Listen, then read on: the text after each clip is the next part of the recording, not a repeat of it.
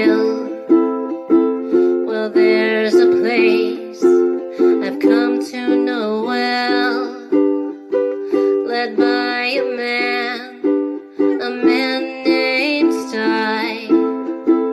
He's full of stories, he is quite a guy. Sit around the campfire and hear him tell his tale. Some may be able to relate to him quite well. We're all just people looking for a place to go. Well, Sty has made one, and it is quite a show. Come meet Sty, he's quite the guy. If you're feeling lonely, come and make a friend. If you need a story, on Sty you can depend. His voice is soothing like a lullaby. Sometimes he brings a tear to my eye. Sit around the campfire and hear him tell his tale. Some may be able to relate to him quite well. We're all just people looking for a place to go. Well, Sty has made one, and it is quite a show. Come meet Sty, he's quite the guy.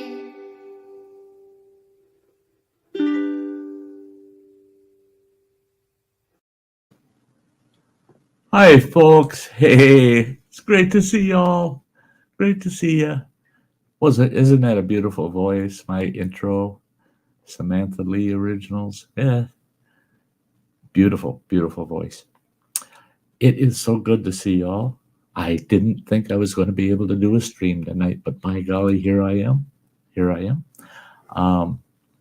I'm going to forewarn everybody at 9 o'clock sharp.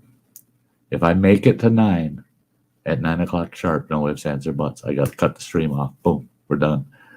Because it gives me 1 hour that I get to eat. Because I got a procedure tomorrow that I can't eat after 10 o'clock this evening. So at 9 o'clock my time, I got to stop the stream so I can eat something. I've only had 2 small yogurts in the last 26 hours. So I'm kind of hungry. I got the hangries, but I got to watch what I eat. So, so there, forewarning, 9 o'clock, man, we got to cut it off. Okay. I have to take a look at who else out in the chat. We got a lot of folks out there in the chat this evening. Roger Rabbit, Valley Transparency. Hello there. Oh, it's so good to see you. Awesome. There's Kathy Gahan. Oh, love it, Kathy. She'll be back, and I see her farther down the chat. She's back. She's back. There's Justin Anderson. Justin, my man. There you are. That's cool. Dutch Prepper. Awesome. Awesome. Signing in. As long as you're not signing out yet. There's Ingalls family saying hello to everyone. There we are. And let's see. Tim Woods. Hey, Tim. Good to see you, buddy. Good to see you. Who else we got here?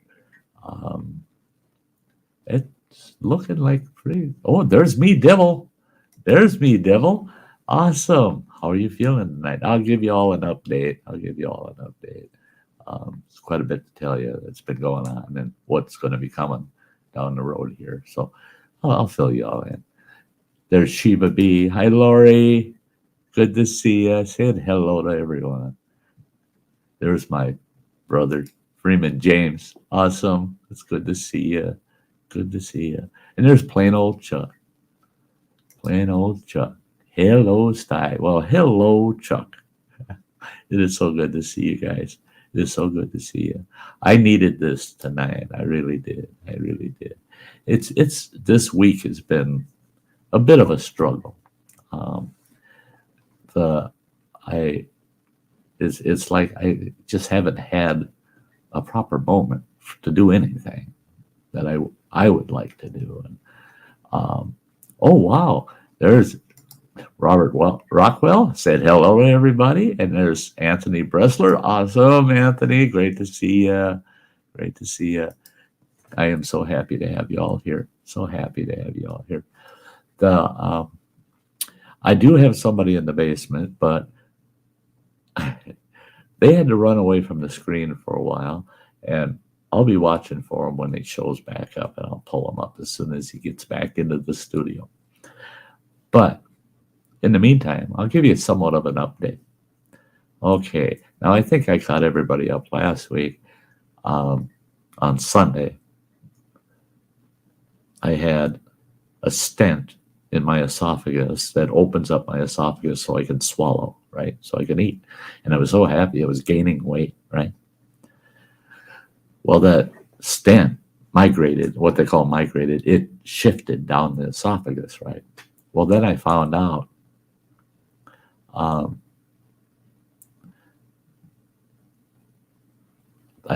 that it didn't just migrate down the esophagus, it went straight to my stomach. That stent ended up in my stomach.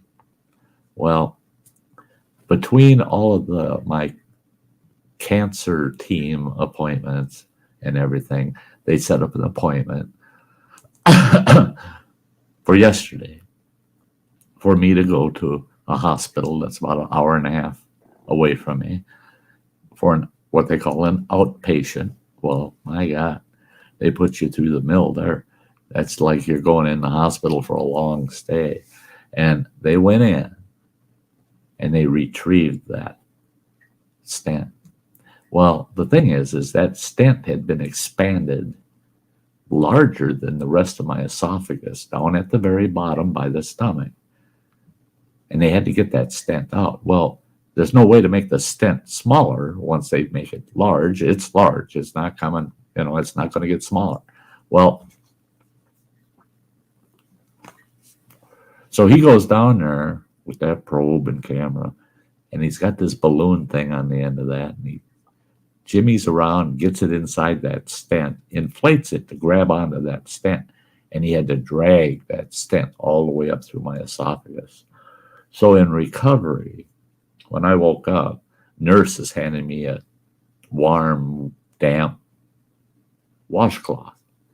And she says, you might want to wash your mustache and beard. It got kind of messy. And I felt it, and I go, oh, yeah, that's kind of nasty. Start washing it. And then I looked at the washcloth, and it was all blood. I'm going, what did you people do to me? What did you do? And they said we had to drag that stent out, and it caused some damage on the way out, but not severe damage in any sense whatsoever. They said it'll heal up within 24 hours. You won't even know that happened. I said, okay, I'm good with that. I'm good with that. And they weren't kidding. For the last 24 hours, my esophagus and my stomach, it was like a deep, hard toothache. It's the way it felt. I couldn't swallow anything but clear liquids. They said, nothing but clear liquids for 24 hours. Let it heal up. And I did. And now I ate 2 yogurts, and they went down perfectly. So I'll get to eat between 9 and 10 o'clock tonight. So that's what's been going on this week. I got to take a quick look here. We had Kimberly Ferris snuck in the house. There she is. There she is. Oh, King Bluto. There he is. There he is. And there's Blake. Blake Hurst is in the house. Hey, how am I doing? Let's put it this way. I'm staying positive, man. I'm staying positive. Hey, Smithy's Kataki. Hey, hi, buddy. Good to see you. It's good to see you too. Good to see you too. Yeah, it was quite the not so fun procedure. Now, tomorrow, I have 3 doctor's appointments with the radiologist that does the radiation therapy, and the hematologist, the guy that does the chemo. And they're going to map my body They said, can you lay still for 20 minutes inside of a CT scanner? I said, can I sleep? They said, well, sure. I said, no problem. But they're going to scan my body, and they're going to target the cancer in my esophagus and a single lymph node right next to it. They said you couldn't put your finger between the two. They're going to target that, and then I get tattooed actually right in that spot. And then the machine that does the radiation looks for that tattoo as the target. And my radiation therapy is only in about a 2-inch square and pretty center in my chest. And so that gets done tomorrow, the mapping. But and then I'm pre-qualifying for a medical trial, and they said that'll take an hour to an hour and a half by the time I sign all the release forms, read everything. They got to make sure you read everything about it, side effects, possible things that could go wrong, things that should go right, blah, blah, blah, blah. Well, it's 28 pages long. And they said, plan on an hour and a half because we have to literally read it to you while you're reading along, and you need to answer some questions, and then we'll be able to proceed with the medical trial. So that has to happen tomorrow. So tomorrow I've got, I think a total is 5.5 hours of doctor's appointments tomorrow. So it's a busy day. I got somebody in the basement that's actually alive instead of the guy that wandered off. I'm going to bring this guy up. Boom. There he is. There's my bro. What's up, Sty? How you doing, buddy? Fine and dandy. Oh, look at there. There's Samantha. Hey, sweetie. I just got home from work. Just got home. Yep. Well, thanks for coming over. Oh, yeah. Come hang out here tonight. Yeah, absolutely. Wouldn't miss a week because we're going to miss you again for a little while. So, well, okay. There's an update for you. The way it looks, hey, Tim, it'll either be a week from Monday. It won't be this Monday. It'll either be a week from this Monday or the week after that. And it always has to be on a Monday. I start my chemo. Okay. That's 5 weeks, 5 treatments. All right. On top of that, the clinical trial treatment gets added to each of those. So I actually get 3 chemotherapies all in one session. And it takes about 4 hours to go through all 3 of them. Hey, Kathy. They were not be too awfully worried about this. I mean, it's been almost a month since they first diagnosed you, and they still haven't started chemo. Right. Well, it's because I know they do the PET scan and all that, but but still, there's a good explanation for it. Esophageal cancer is so much different than so many other cancers. My ex-wife, when they diagnosed her, within a week, she was getting her chemo and radiation. I mean, it was less than a week, and boom, she was getting those treatments. Boom, boom, boom, boom, boom. In my case, because it doesn't progress quickly, everything is being built into a long-term plan so that the minute it starts, it don't end. Now, this is going to catch a lot of people off guard, and I don't need your advice. Please don't give me your fucking advice. The minute I start the chemo, on that Monday that I start, I am going to be receiving treatments for the next 7 years. Yes. Yeah, you look shocked. But if you read everything involved in it, you would understand. 2 of those chemo drugs are only 5 weeks long. Then they're done. I'd never do them again. The trial one continues over 7 years, but it gets for about, well, it works out to about 2.5 months after my surgery, I'll get that treatment every week. And then from that point, I get it every other week out for, I believe it's 6 months. And then at the end of that 6 months, I get it once a month for out to the 4th year, the start of the 4th year. Then in the 4th year, I get one treatment a year out to the 7th year. All right. Now, if you looked at it, unless you're a cancer patient, and especially if it's esophageal, because it is treated so much different than some other cancers, I will be seeing a radiologist and a chemotherapy doctor and my oncologist for that whole 7 years, with or without the trial. I still have to see them on a regular continuing basis, because if it rears its ugly head at all, they want to be right on it. Boom, let's get it. If it shows up, so I'll get a PET scan once every 6 months. And what that does is it identifies if there's any cancer anywhere in the body. So I like it because they're not leaving any stone unturned. And I'm good with it. I'm good with it. As long as you do everything they tell you to do, again, That's I know it. you'll probably go into remission, and you'll be like, I know. I'll be fine. I'll be fine. I'll be fine. I don't need to go to this month's thing. What I like is my cancer team, all the way down to the nurses. There ain't one of them that hold back. Man, they tell you just the way it's going to be. Oh man, you're going to get sick. This is going to be terrible. That's going to be terrible. But only if you make it worse than it really needs to be. Because like with the nausea from the chemo, they said, you have to they said, we'll make sure your first visit, you don't get nauseous and that. We're going to sock you full of anti-nausea meds. You're not going to feel nauseous at all. Your second visit, you might start to feel nauseous, but we're going to, again, pound you with meds to stop that nausea. And I told him the nausea don't bother me. Oh, I got to pull her up here. I got to pull her up here. Probably will. Oh, wow. There she is. Hi, sweetie. Hello. What's up, honey bunny? How are you feeling? Yeah.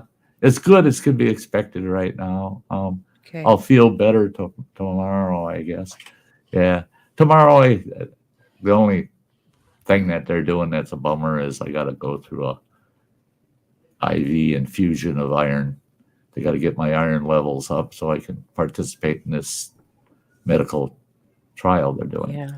And so there's, they said so far all the criteria, which I was telling Philip, man, the criteria is like 4 pages long. You got to this, got to that, got to that. This can't be, that can be, and what. And so far I've passed all their criteria except the one. My iron levels are too low. And there's like 108 issues that you have to hit dead on or they ain't doing it. They won't let you participate. So, but I was telling Phil, this whole chemo thing, I've lived with it throughout my life. We've had family members that went through it and I'm there with them and watched what they went through and shit. But there's things they didn't do that my doctors are having me do. And I'm like, why didn't they do that for my brother and sister? Why didn't they do that for my grandfather? And my doctors are saying because they didn't know enough about the cancers at that time to be able to pre-treat certain conditions you're going to have to deal with.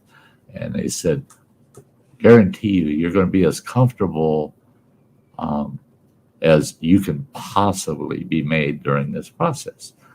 And I said, here's the scary part that I don't like is I talked with this guy, I didn't know he was that freaking important. He's supposedly the top oncologist surgeon worldwide through the Mayo.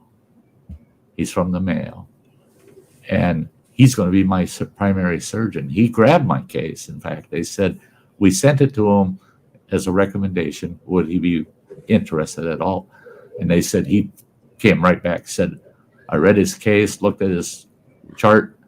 I want him. He's mine. I want him. He looked at my PET scan and everything and said, yep, I want him.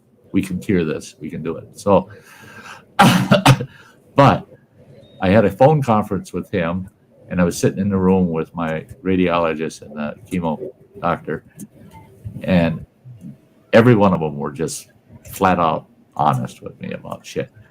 When I go to the Mayo have it surgically removed, they're splitting me between two of my ribs on both sides of my chest, from the sternum all the way halfway to my spine.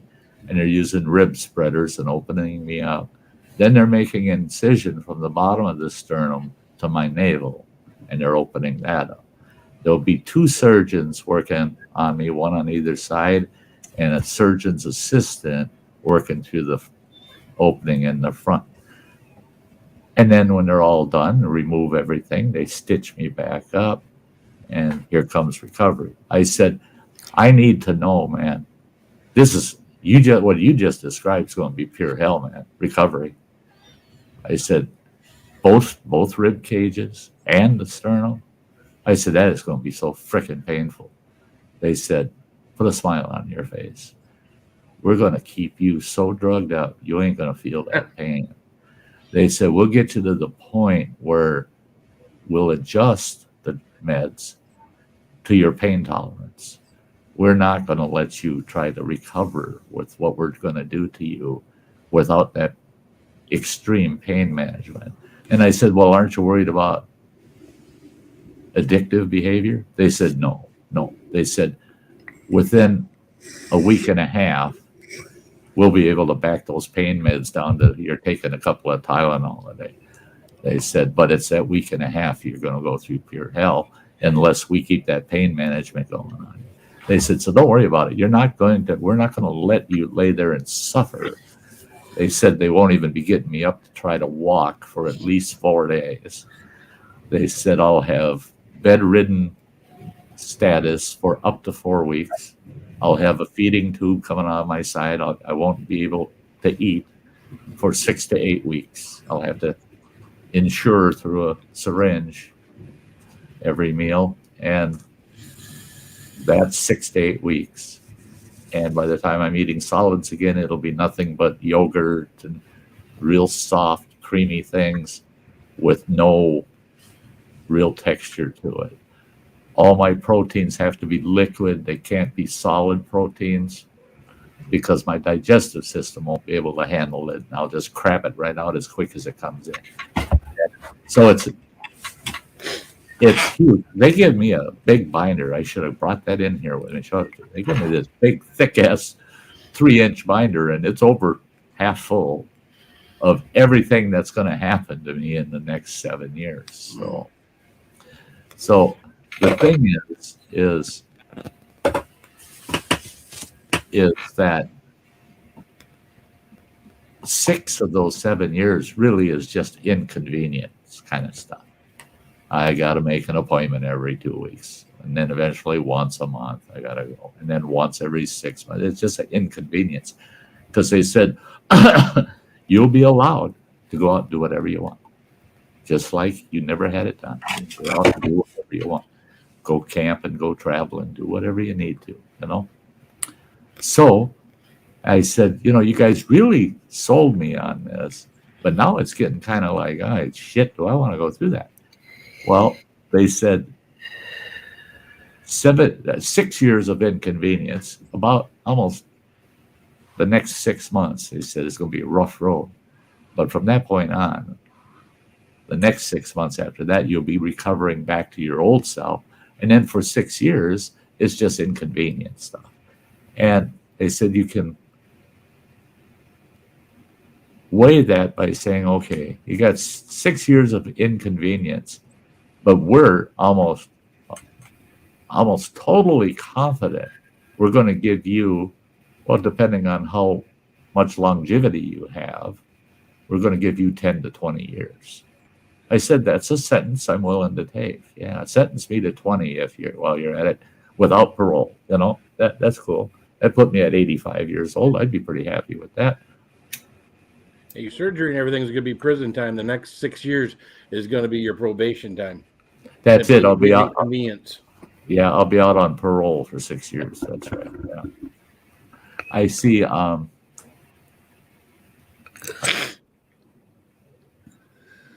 My wife asked about you before I came down here, and I told her what I knew, and she says, "Well, let him know I'm praying for him." I was like, "I will." So, thank her for me. Just knowing that is so cool. Yeah. It's so cool.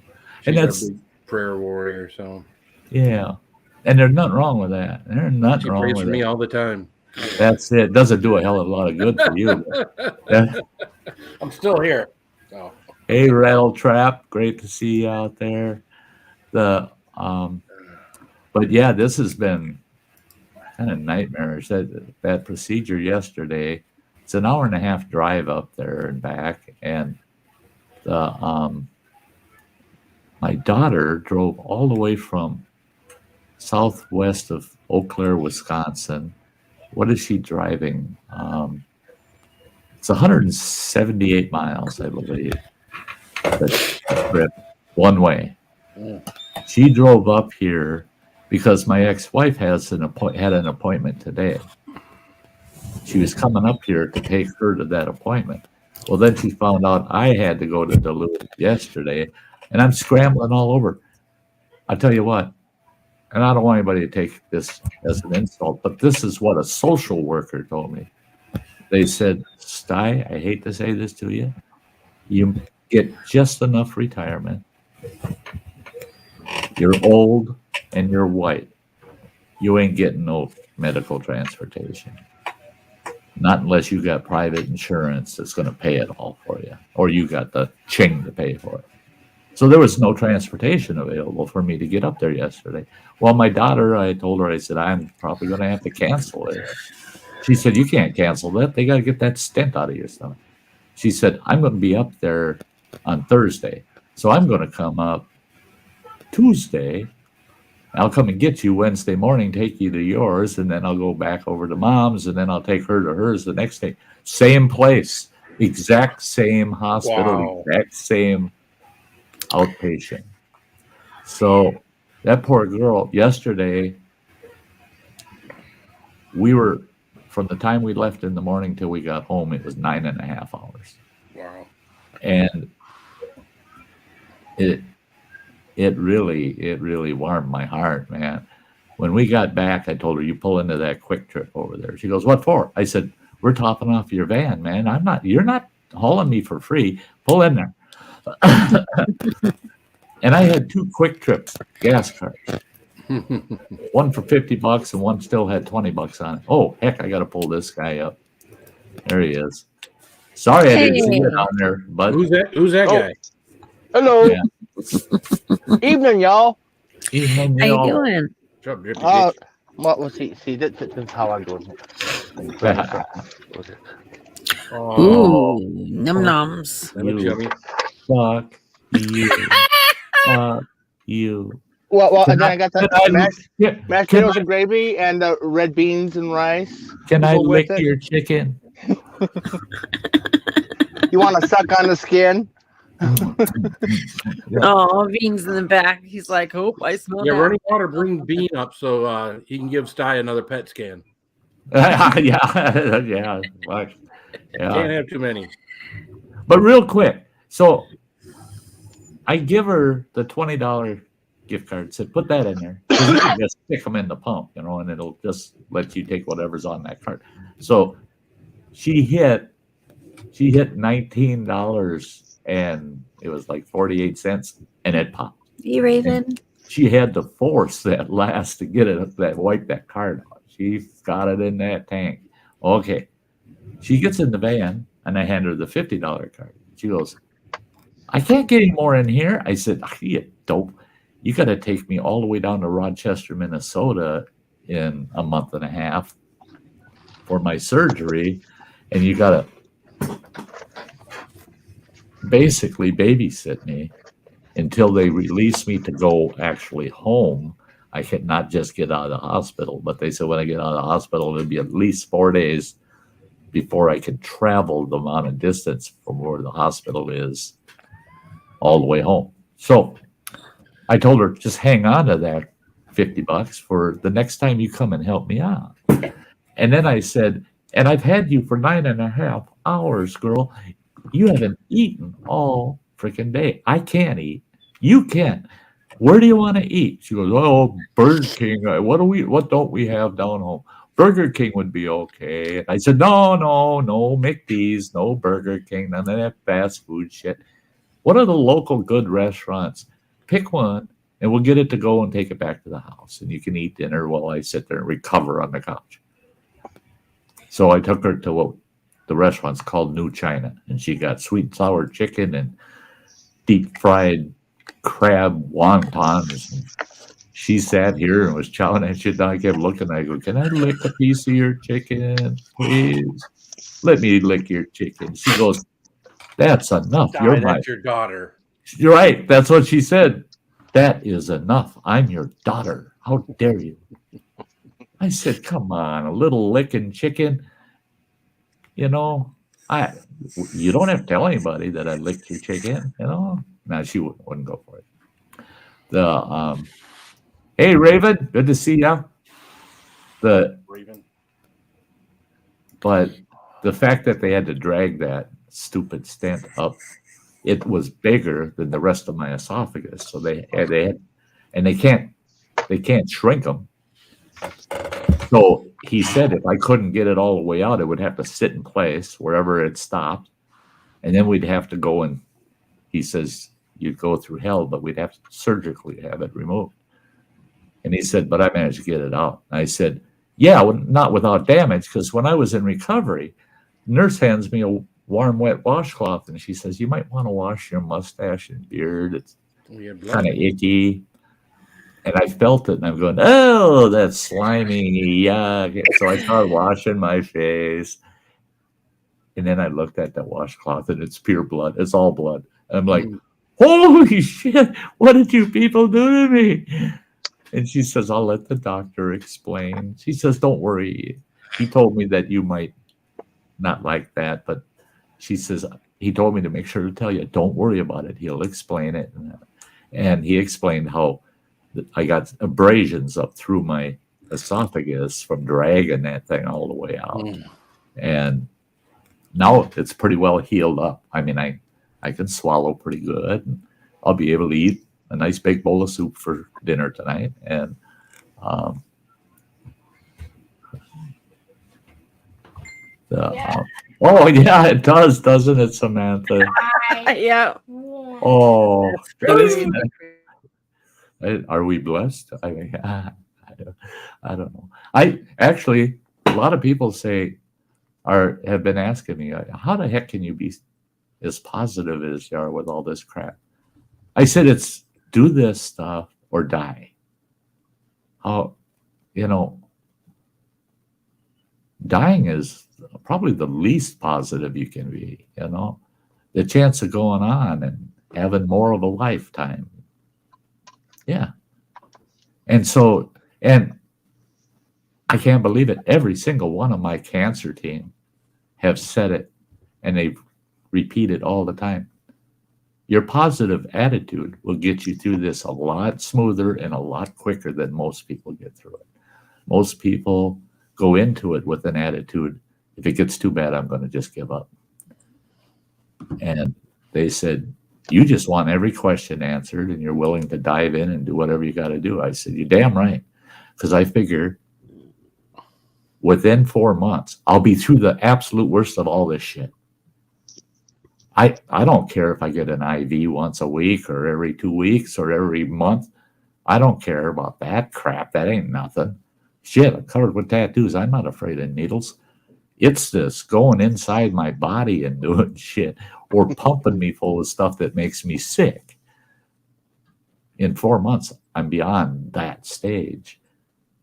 Yeah, I can live with it. I can live with that because it'll let me live another 10 to 20 years. So that'll give me another 10, 20 years to come up here and haunt Phil.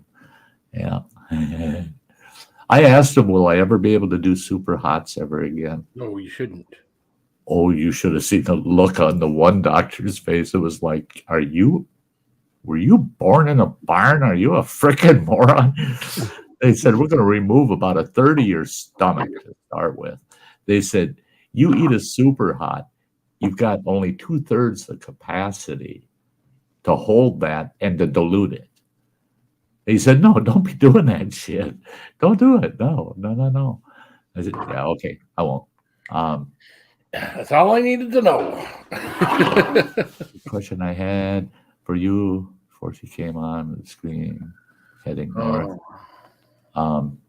Yeah, I'm sorry, Lori, I missed that.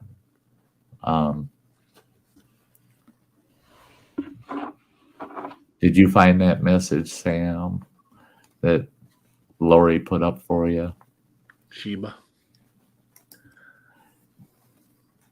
Thanks, Raven. Yeah. Now, just so people are aware, I won't know until my chemo actually starts if I'll be able to do Thursday night around the campfires. But here's the plan. Hang on to your hats.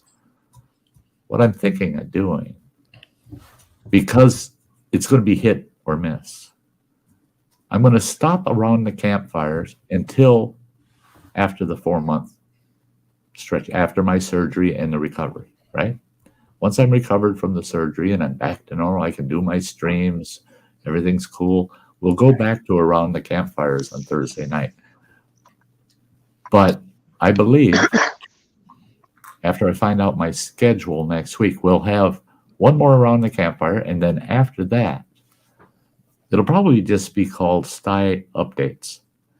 And every Thursday night, I'll just update you as to what it is to live with esophageal cancer. Because crap is happening every week for the next 4 months. And I want you to, Phil actually triggered this. You can blame him if you don't like me doing a series about my cancer. But Phil triggered this. When I talked about removing the beard and the mustache, my doctors, all of them, and all the nurses, oh, no, please, no, don't cut that off. Because the drugs they use for esophageal cancer, for chemo, it's only limited hair loss. And they said, your beard may thin, but we don't believe at all that you're going to lose the whole beard. It'll thin out.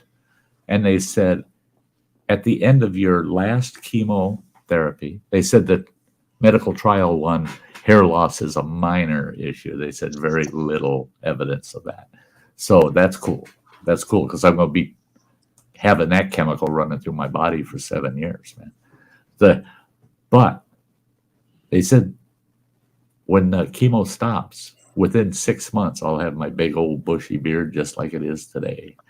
They said it'll come back. And they said the nice thing is you're not going to lose as much of your beard as you are the hair on your head because it's a coarser hair. It's a different type of hair growth.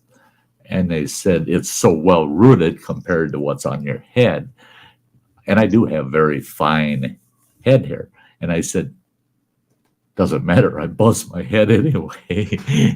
Oh, no, I lost my stubs. You know, what the hell? That's kind of dumb. But Well, it's a good thing. Cheesehead. That would be awesome, actually, buddy, because I'm going to miss being outdoors. I'm going to kind of lean on Cheesehead because he lives only about an hour from me. And I'm going to lean on him after the surgery and I've recovered where I can go out and about.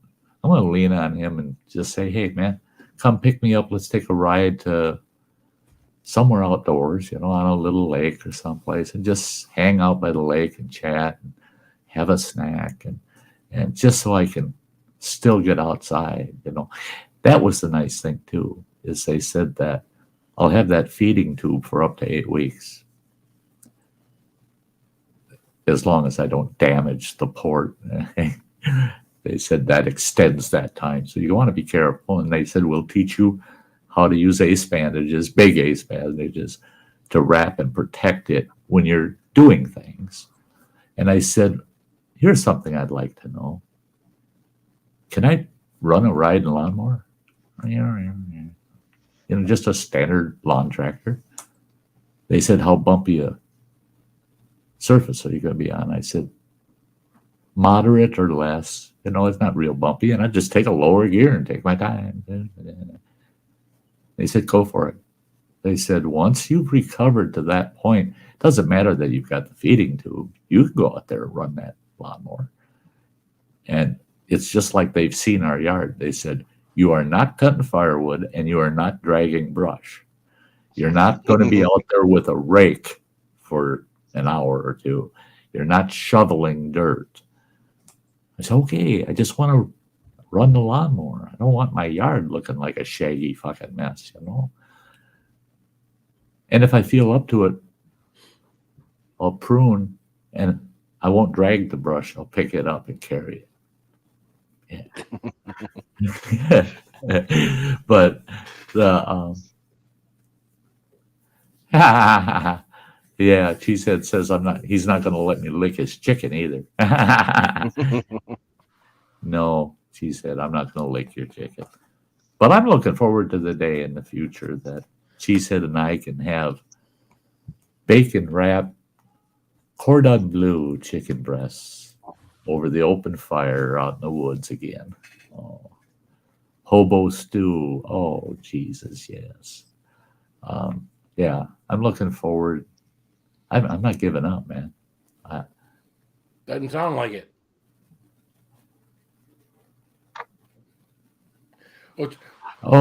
She was asking about the medical trial. I asked them if they had any current medical trials that have a high success rate to date, ones that are actively been running for a while. My doctor jumped right on that and he says, yes, the American Cancer Society, the FDA, and one other huge cancer organization started this study over 8 years ago. Now the study has progressed to the point where the study was, we're going to give you this med after your surgery. And now this treatment, I don't remember the names of these two. There's two meds. I don't remember the names of them offhand. But up until currently, you got that med after your surgery. And it's only for people with esophageal cancer. It's not for other cancers. It's only for that particular cancer. And so far, those people after their surgery that were on this 2-part med, you do one part for so long, you do one part for so long, and then you do the second part after that. But people that have done it under the prior studies, the reoccurrence of esophageal cancer in those people, which isn't uncommon, and they have to go through the surgery again and blah, blah, blah. But the reoccurrence rate is very low if they have taken these two after their surgery. What they want to find out now is, what if we have them do it during the 5-week chemo and radiation period, have their surgery done, and then have them do the second part? Will that even improve their rates of non-reoccurrence that much more? And I said, hey, I'm willing to do it. I'm willing to do it. The only concern I have is how much of it is covered by insurance, And they said, well, you're on Medicare, right? And I said, yeah. They said, you're lucky because Medicare does not. They allow medical trials that are approved by the FDA, hands down. They don't even question it. And they said, we cover all of the chemical costs, those two meds. They're only about $1,800 per session. And I'm going to have 24 sessions. at $1,800 a piece. And that doesn't include the infusion, the medical staff, the room, any of the other associated costs. That's just the cost of the med they're paying for. Medicare will pay for the cost of the room and the support staff that administer it. Yes. So it's covered. And they said, it's hard for us. We don't get people we have to kind of sell these trials to people. We have to try to convince them, would you please participate, and help us out. And I said, with what my sister went through, I think she went through about 15 trials. Take a look at, we've had so many people that we've known that have done these trials, and it gave them extra time, Well, the real key to these trials is these are research trials. If it helps me a little, 30, 40 years from now, it just may be the answer for somebody else where they're 100% curable. So I guess the way I put it in my own mind is pay it forward. Yep. You'd be helping someone else out.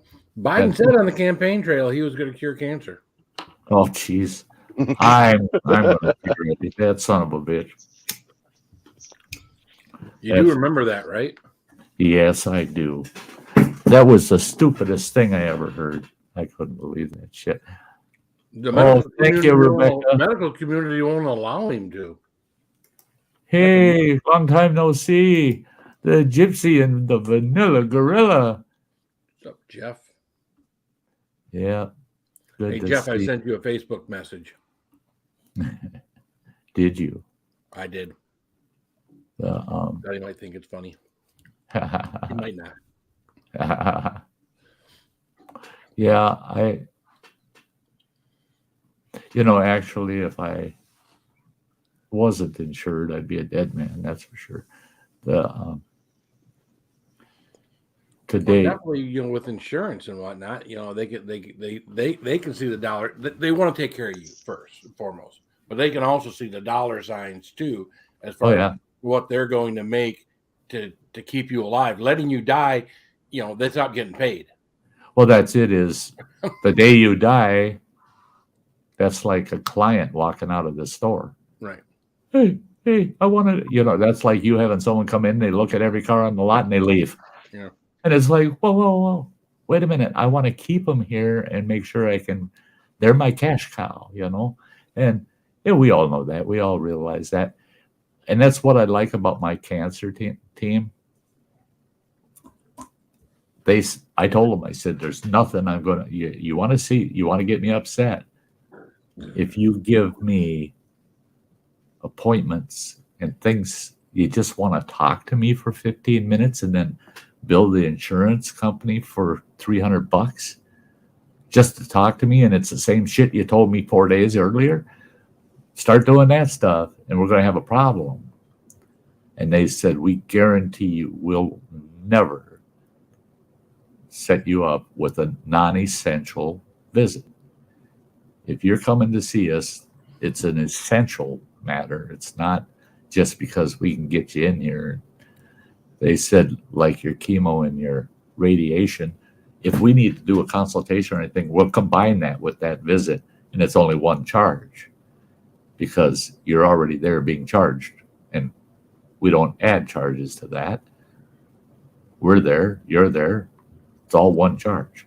They said, we're not going to let you come in for a treatment. Say, oh, and by the way, we need you here an hour early tomorrow to consult you. And then you'll have an appointment after that. The reason that came up is I saw some of my appointments where I had 3 appointments in a row, and 2 of them were with the exact same doctor, dovetailed together. Well, they're separate appointments. Well, that means there's separate billings. So I called him and said, ain't happening, doc.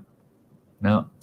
You make that one frickin' appointment, those 2 issues combined in one appointment, and I'll comply. So they did. They changed my appointment schedule, and the startup time is the same as the first appointment, but the ending time is the first appointment, second appointment married together, that time frame, but not two separate appointments, because they could charge you minimum base just for the appointment. So I told him, no, you ain't pulling that shit. Not with me. I contributed into Medicare my whole damn life. You're not going to bleed it. You're not going to bleed it out. And they're cool with it. Cheesehead says, how about a trial for curing curmudgeonness? There is no cure for that, Cheesehead. Yeah, I can prove that to you, Cheesehead. Yeah. Look in the mirror, Cheesehead. Yeah, I love it. Yeah. There you go, Cheesehead. Phil told you. Just look in the mirror.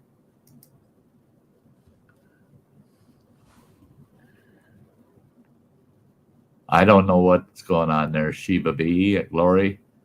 My camera's not turned off. Running Waters isn't turned off. Phil's isn't turned off. Samantha doesn't have her camera going, but she's got her emoji up there. Everything's looking good here and over on the YouTube feed. Because I got YouTube running there, StreamYard running here, Facebook running over here. So I do that intentionally because Phil can vouch for that. There's times you're on StreamYard and people will say things to you, say, oh, we can't see so-and-so, or we can't hear so-and-so. And you glance over. If you've got the actual YouTube feed running, you look over and you go, oh, why the hell ain't they there? They're over here on StreamYard. What the heck? And yeah, you can. What's up, Travis? Who you talking? Oh, hey, there's Travis. Hey, good to see you, chum. Good to see you. Groovy Lava Squirrel Medic. So I got a nice package today, and it wasn't my own. I got a nice package today from Cindy from Tennessee. We got the hard Mountain Dew. We got the Baja Blast, the Wild Cherry, the Watermelon, and one other. I forget what it was, but yeah. Oh. And then I know some people don't like watermelon, but boy, I trip over that to get one. And then she sent me this. Pineapple Habanero Heat Wave. So it's a sour ale. Wow. And then this one. Wow. So we'll have to give those a try one night. So yeah. God, don't I wish. That was one disappointing thing they told me. They said, guess what? You're not going to be able to have alcohol beverages for at least 4 months. But listen to Sam laughing down there. We got that dog from Penelope Pit Stop down there. Yeah.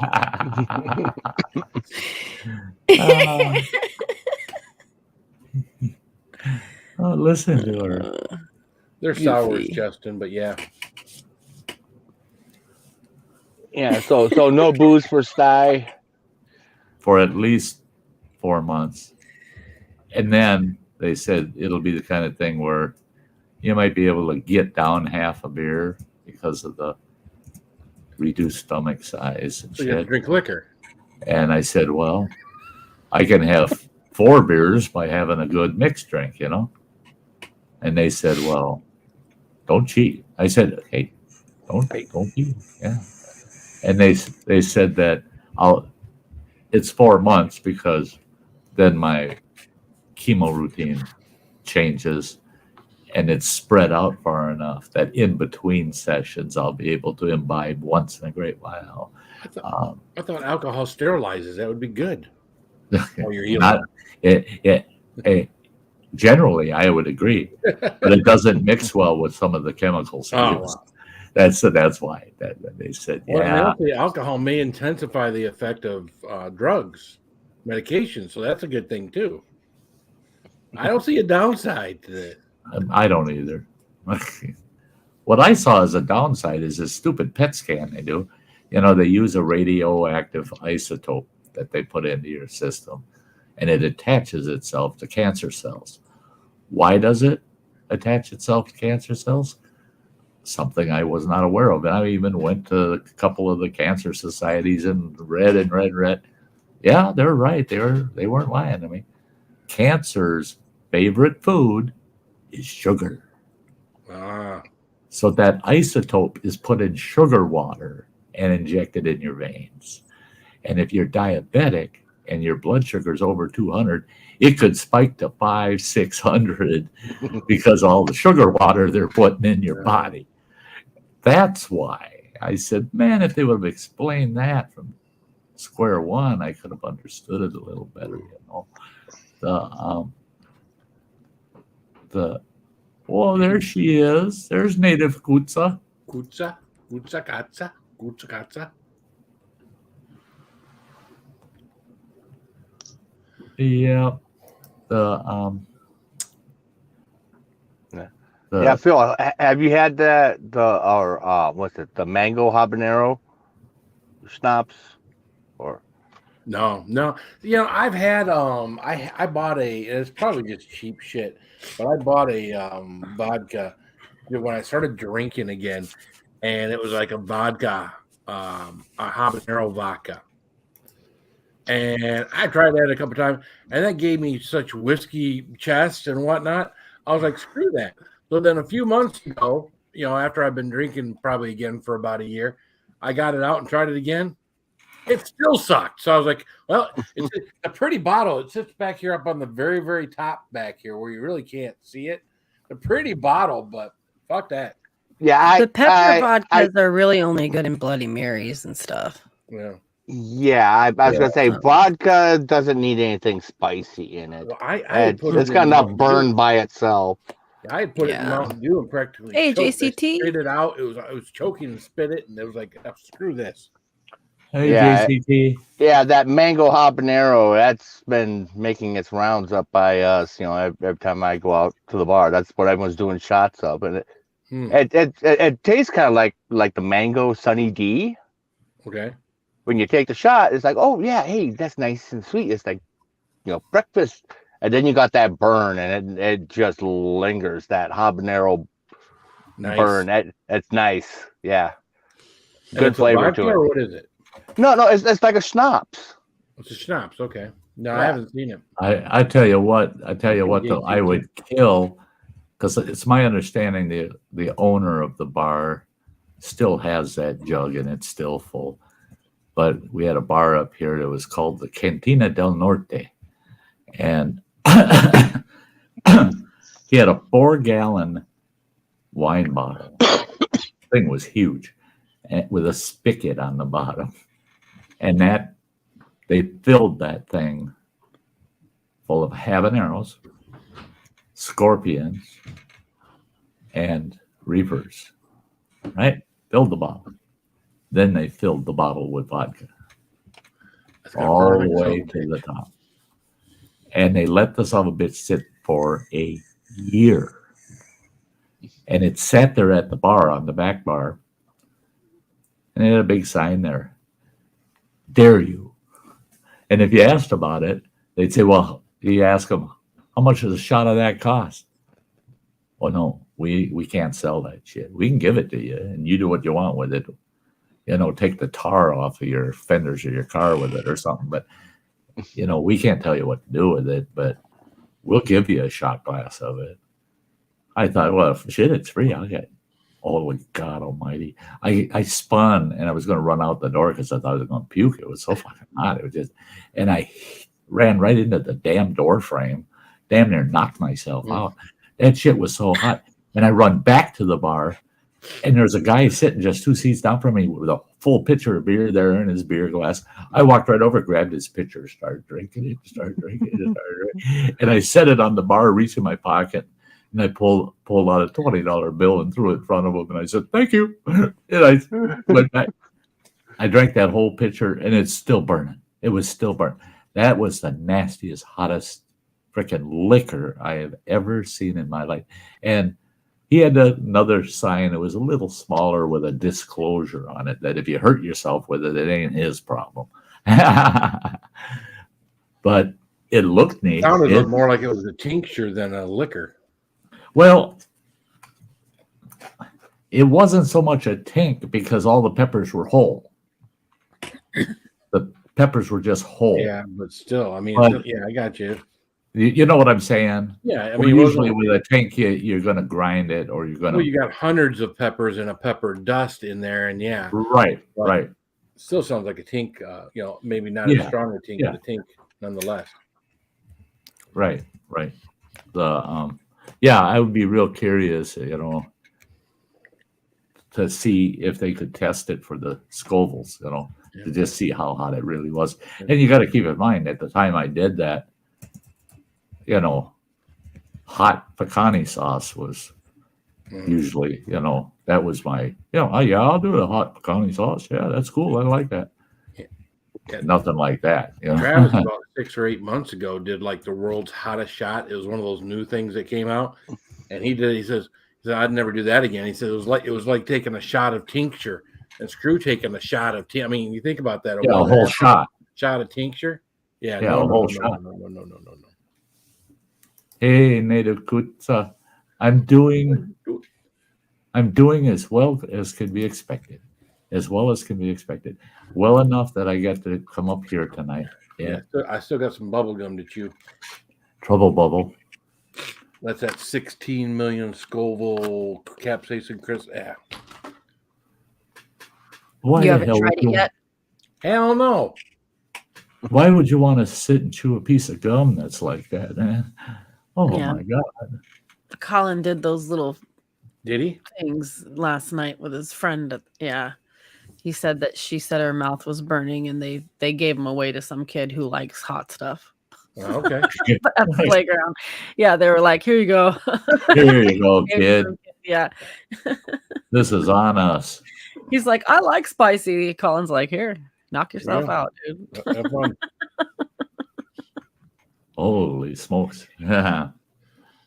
I mean, the Carolina Reapers ones have a little bit of burn to them, but again, if you just do one, it's. I would think for anybody that can handle a little bit of heat, they're tolerable. It's not something where you're gonna. But if you were to do like we were doing, a handful of them, 5, 6, 7, 8 or more, then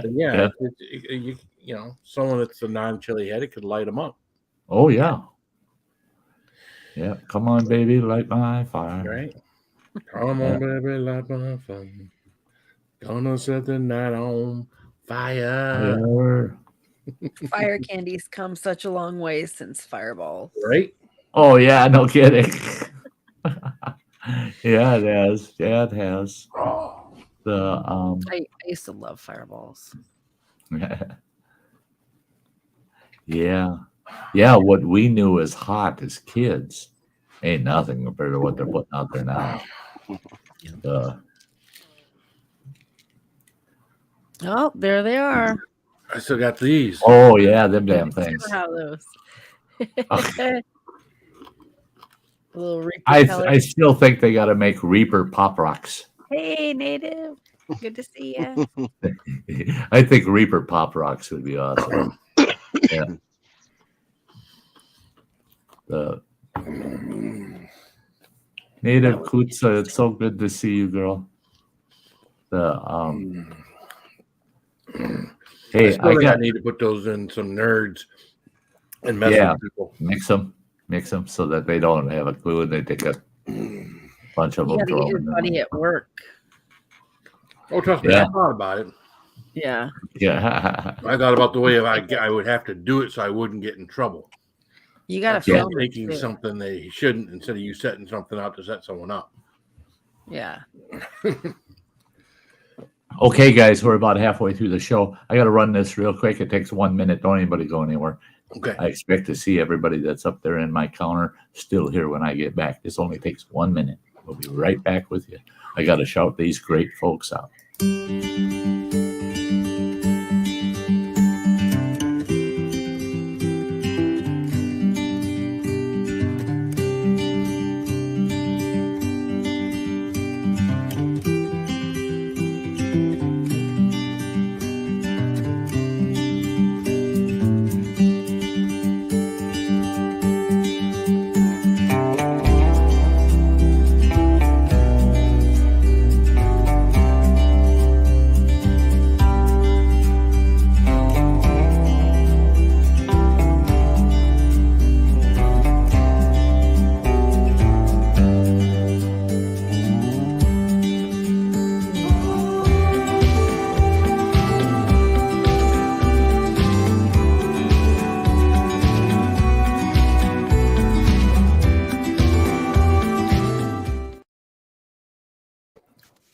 lot of great people with great channels. Hope you check them all out.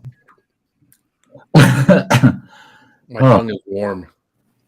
It's warm? It's warm. I wonder how that happened. Yeah. I feel a little nose trickle too. So I say my tolerance is down. Running water staring at his dinner like, well, what do I want next?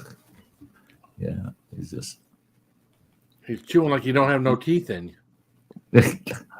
Well, technically. Yeah.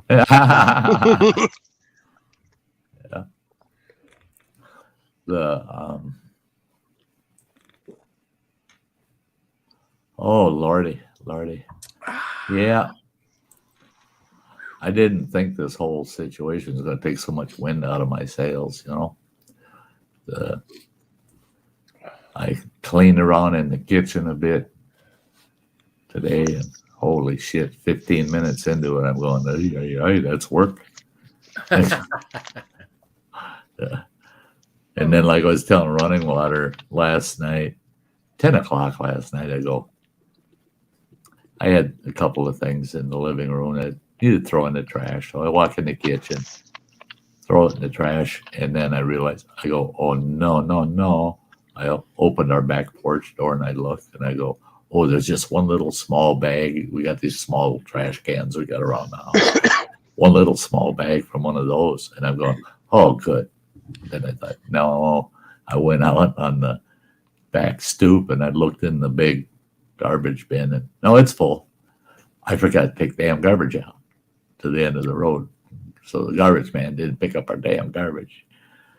That's how lazy I've been. I mean, it's ridiculous. It's ridiculous. So I figure, well, mind several times before though. I forget all the time to take the trash to the end of the street. Yeah. I figure next Tuesday I get it out there, Tuesday morning. Then it'll ahead be of time. Yeah, and I'll have 2 bags to drop in the big bin that afternoon after they take it. And get some kid to do it, pay him $5.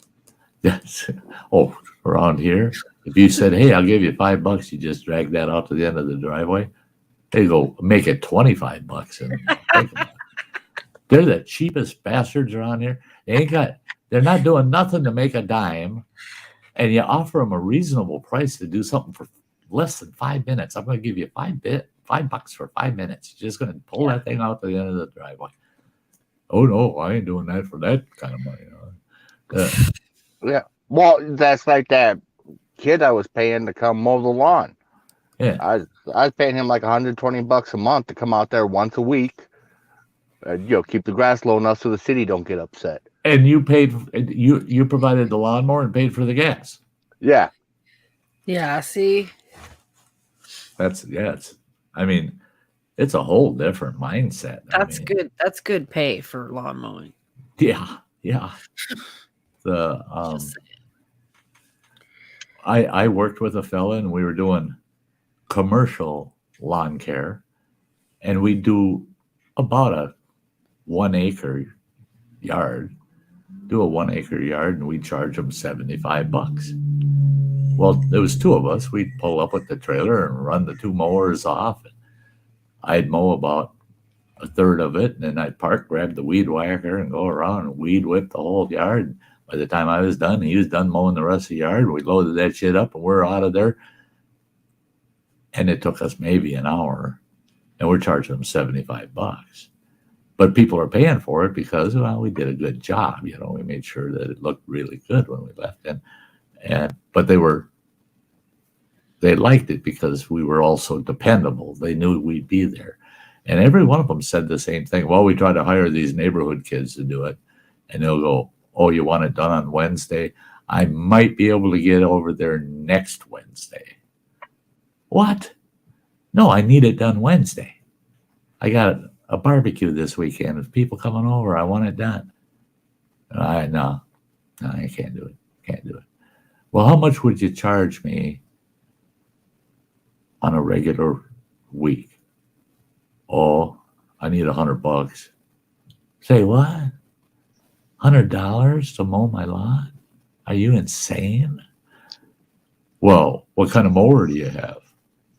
I got to provide the mower? What the hell? Yeah, we'll hire those guys for $75, and we don't even have to own a lawnmower or a weed whacker or a blower or nothing. Those guys have it all. Yeah.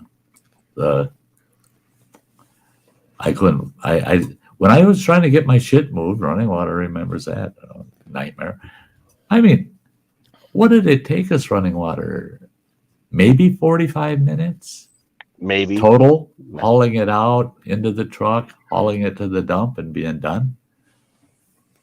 And I offered two guys, we would use my truck. So it's my gas, my transportation. All they had to do is come along and help. And I'd pay them $50 or less than an hour. So they each make $25. They said, "Are you insane, man? Make it $50 a piece." What? You're not worth $50 an hour. You know, I didn't ask for sex. I mean, for God's sakes. Are you insane? Even sex ain't worth that, you know. Especially when it don't take an hour. Yeah, that's 5 minutes. $50. And 4 of it's taking your clothes off, huh? Yeah. There's no time involved in putting them on when her husband walks in the house. Yeah, you don't have to count putting them on because you ain't putting them on until you're about 4 blocks down the street. Yeah. Hey, Wanda, Louisiana style. Love it. Good to see you. Awesome. Yeah, I don't know. Life keeps throwing shit at us, and you gotta kind of duck and weave. And sometimes you gotta just. Someone asked me, one of the cancer team, I think it was this psychologist. She likes to sit in on these discussions, and my doctor said she's getting the point, Sty. I said, "What do you mean?" And he says, "It's real obvious you're ignoring anything she has to say." I said, "She's a moron. She's talking like she knows me. She's telling me how I must be feeling."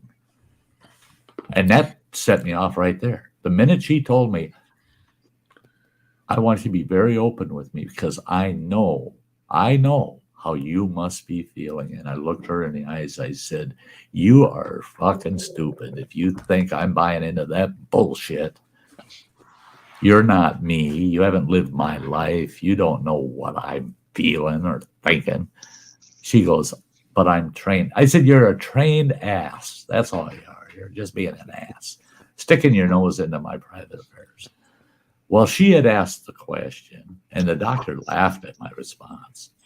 She says, what is it like? And the fear that goes with being diagnosed with cancer and all these things you're going to have to go through, and the fear and the anxiety that I said, this situation, it came to mind that this situation is just like when I was out west and I was backpacking all by myself in grizzly bear country. That's where I'm at right now, is I'm in grizzly country all by myself with a backpack. And I'm hiking down a trail. Any moment, a pissed off grizzly could step out on that trail. And yeah, I'm nervous about that. Where's that next grizzly coming from? I said, that's just the way this is. All these different treatments, and you're going to have to go through this surgery. You're going to have to go through this process and do that. Those are all grizzly bears popping out on the damn trail. So I just have to be prepared and react to that damn grizzly. The fear goes away once the encounter is right in front of your nose. That's when the fear goes away, and it's fight or flight. And I've become determined I'm going to fight. Yeah, come on, bring it on, Brad. So And then they The just yeah, and they maul the hell out of you, just like they're going to do when they put me in surgery. They're going to maul the hell out of me, but I'm going to survive it, and I'll be all mauled up, and I'll go, yeah, that's scared of that grizzly is kind of wise to be a little fearful of that grizzle bear. But any more Sty stories that you'll come up with over the next, months or years. Some of my encounters. It was like I was telling Running Water yesterday. They get me in the hospital, and they take me to the pre-op to your room, and they get me in my room. That nurse leaves. Here comes the nurse that's in charge of me until I'm discharged. She comes in. She says, well, let's get right at it. She says, you need to strip down everything. Socks, underwear, everything.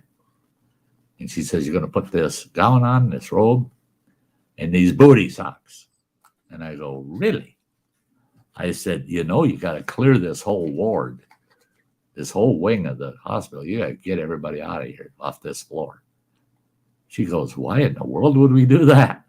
And I said, because if one of them, just one of them, sees me naked, you're going to have to, I hope cardiology is real close, because they're going to have a major heart attack, man. She burst out laughing so hard. She goes, I can't believe you said that.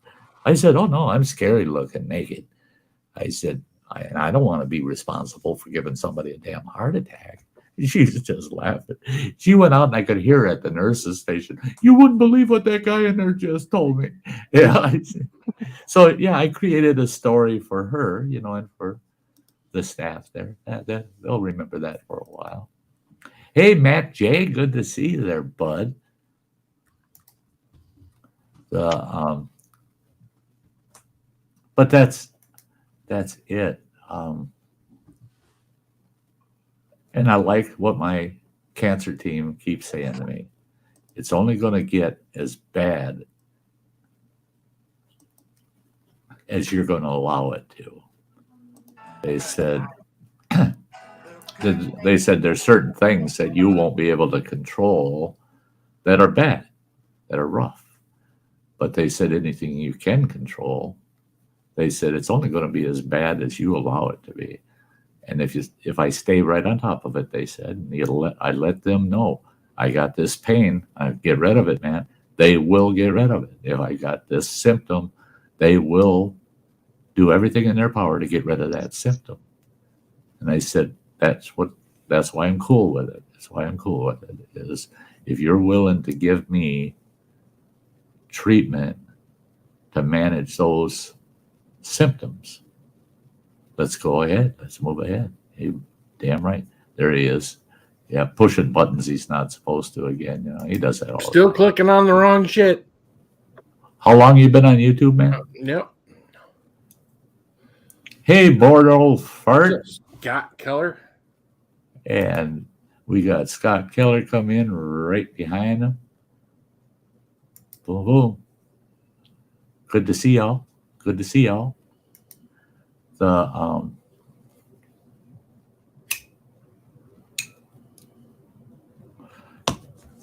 Yeah, this old fart, he don't get bored. I'll tell you what. I have gone apeshit crazy on Fallout 4, man.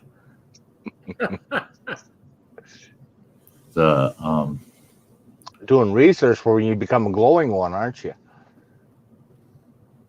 What's that? Doing research for when you become a glowing one? No, not yet. Yeah. In Fallout 4, the ghouls that have been irradiated so much that they glow green, glow in the dark. And fuckers. Yeah. Your Geiger counter starts going off if they get close to you. Crazy Ann, sweetie. Hey, Ann, how you doing? Yeah, I'm waiting for it to pop up on StreamYard. There she is. Boom. There's one that I play Fallout 4 like she plays COD, Call of Duty. She looks pretty good at it now. She is getting really good at it. There's times when I can't I've had enough of Fallout. I'm just like, okay. I just did 3 missions and they only took me 3 hours. I need a break. And I'll look and I'll see Anne's streaming, playing Call of Duty. I'll pop that up and I'll sit in the living room in my recliner and I'll watch Anne play for about an hour, and then I'll jump back over and start playing in my game again.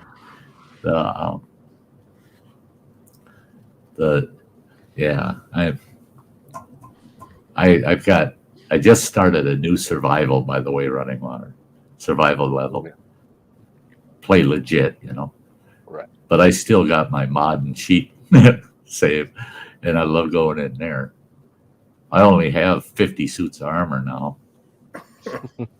Half of them I moved to one of my settlements that I walled in, and there's no settlers. That's my place. Yeah. And there's nothing left on, what is that?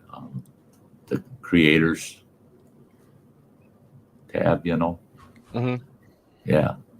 I bought everything. I think I got everything. So there ain't nothing I ain't got in the game if I want to cheat. But no, I'm starting fresh with a non-cheat, go through the storyline, blah, blah, blah, blah. Now tell me, Running Water, all that hell you went through at Nuka World, Mm-hmm. you gotta go through all those different missions. I watched a video today. The damn thing was an hour and a half long. Did you know you can go there and kill every stinking raider that's there? Yeah. Just you kill get trophies for that. Just wipe them all out. Wipe up Yeah. every. The only problem is all those little parts of that theme park got them raiders in them. You got to go to each one of those. You got to kill every single raider. And they said, guess what? There's 82 of them in Nuka World. Yeah. So you got to kill 82 guys to do it that way. And I said, fuck that. I ain't doing that. That'd take forever, man. That'd take forever. Run around trying to kill every single. There'll be one asshole that doesn't show himself, and you'll spend 2 days jumping back and forth over there trying to find his ass, Yeah. Well, that's where dropping landmines around and hope stuff. he trips over one. Yeah. Just mine the hell out of the whole park. Just hope. I like to drop the mines in front of every door and every entryway into park areas. Drop a couple of mines so people coming and going, they get wiped out. Well, I got my O2 Black Devil suit armor, mm-hmm. and I beefed that shit up. Quadruple armor strength on every piece of that armor. I can step on one of them mines, and all it does is make my guy go boom. Doesn't affect my health or nothing. That armor is so strong that you can just walk over those mines. So, I've been throwing mines all over the place, and then when I run through there and I'm setting them off, I'm going, so what? It don't hurt. Yeah, but anybody else walks over one and blows their. That game, I'm telling you, Phil, that even you would say that's freaky. You'll kill a guy. Now, the gun I'm using, it's a laser kind of, it's a Gauss rifle. Electromagnetic bullets flying out of that something. Yeah. But every railgun. Everybody I shoot, it blows their fucking head off. If I shoot them in the head blows off, right? But if I shoot them in the body, 5 body parts fly all over. You got 2 arms, you got 2 legs, and the head flying, and the torso laying there. And it's so nasty.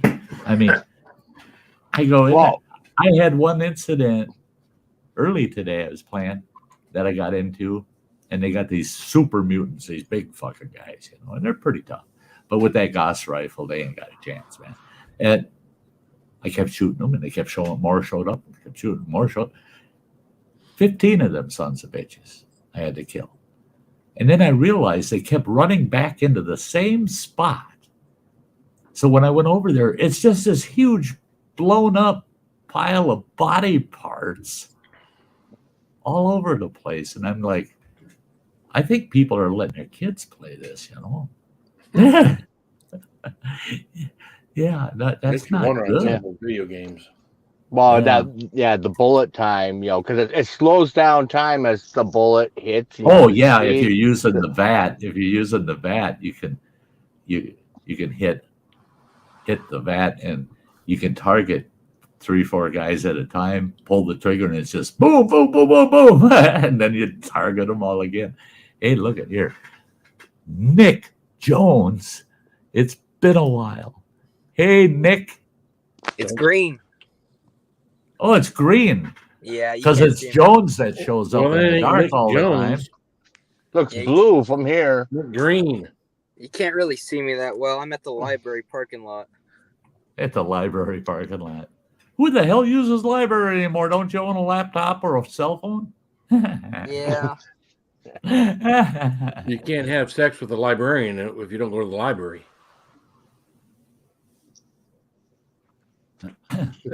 Nick's like, what? What? Hey, Justin. They're not a. I get that. I used to love Duck Hunter, man. I used to love it. And playing Pac-Man. I was driving truck over the road when Pac-Man came out and they were first putting the machines out in the truck stops. There'd be lines of 25, 30 truckers waiting for their turn to play Pac-Man. And so many of those truck stops would only allow you to play 2 games. And then you had to get off of it and let the next person play. That's how many people were in line to play Pac-Man. There it is. There it is. There it is. There I am. Our electric's been off for 9 days now. I'm starting to go insane. Oh, really? Yeah. We'll pay the damn bill.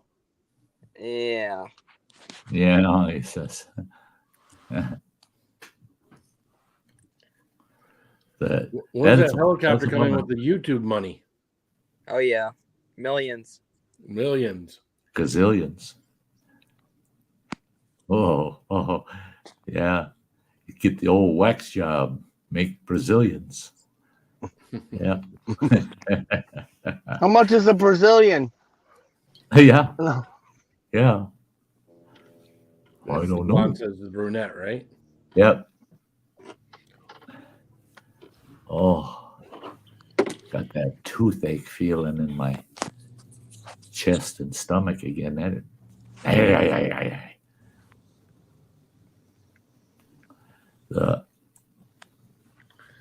Don't pick on Nick. It's out of his control. Huh? We pick on Nick whether it's in his control or out of his control, or just to pick on Nick. I mean, Chicken. No, not chicken. Chicken. Chicken licking. Yeah, Chicken do licker. a little chicken licking. There you go, buddy. You need to do a video on the proper methods of chicken licking. Yeah, just don't do that. Don't be that Chinese dude with the chicken. That's all. That's chicken dicking. That's chicken dicking. That ain't licking. No chicken dicking. Chicken licking. No chicken dicking. Chicken licking. It's chicken dicking good. Oh my God. That song was sick. Oh Awesome. my God. Somebody dubs Colonel Sanders' head on that guy. There you go. And then titles it, it's chicken dicking good. Yep. That'd be so bad. That'd be so not cool. Something to have to do with 11 herbs and spices too. In that. Yeah. The Colonel's secret recipe. Yep. A couple of spices. Special sauce. All right. Uh-huh. Yeah. With that original recipe smothered in special sauce. Yeah. Scott Killer. I didn't know that. Really? Yeah. Rotisserie chicken. That's funny. A rotisserie chicken, is that a chicken that goes both ways? Oh, this is getting bad, guys. It's getting really bad. Yeah. I gotta be careful. They say that I'll probably survive another 10 or 20 years. I gotta be careful what I say today. Yeah. If they said you're going to be around for another year, boy, I could cut loose. Boy, I could. Yeah. Why not? I'm out of here in a year. Wouldn't somebody feel like shit if they had done that and then they find out they're really not going anywhere? Sam, You done screw up and burn every bridge in your lifetime, and you're left alone forever. Oh well, that's like the people that get the fake lottery tickets and they go off on their coworkers and family like screw you, go to hell. They find out. All right, guys. Bad practical joke. All right, guys. That's Here's a free story for you. Man. Sam triggered this one. Okay, this childhood buddy of mine, Keith Kokish was his name, and Keith, when he was 17, was diagnosed with lung cancer. 17 years old. Well, they said, we're going to try to surgically remove it. Back then, this is in the 70s, late 70s. Back then, they didn't know shit about cancer compared to today, So they opened him up and they removed one whole lung and a third of his other lung. And they said, well, we got the worst of it out, but they gave him a prognosis that he only had about 6 to 12 months to live, right? Well, this 17-year-old kid, they convinced him he's dead, man. He's just biding time. He's dead. He went apeshit crazy. That kid, I'm not kidding you. He was smoking 5-6 packs of cigarettes a day with only 2/3 of a damn lung and drinking like a fish, man. That kid, when he woke up in the morning, he had a bottle of Jack next to his bed and he started chugging. He drank everything in his life became fuck it. He'd go through town, driving through town, and he'd see a cop coming from the other way. He'd go right in the other lane like he's going to play chicken with the cop. And sure as shit, they get 2-3 squad cars out there, chase him down, and stop him. They'd find out, oh yeah, they had taken his driver's license away 3 months earlier, and they tell him, hey, you can't be driving. You don't have a driver's license. He says, what are you going to do? Take my license away from me? He became so cynical and defeated.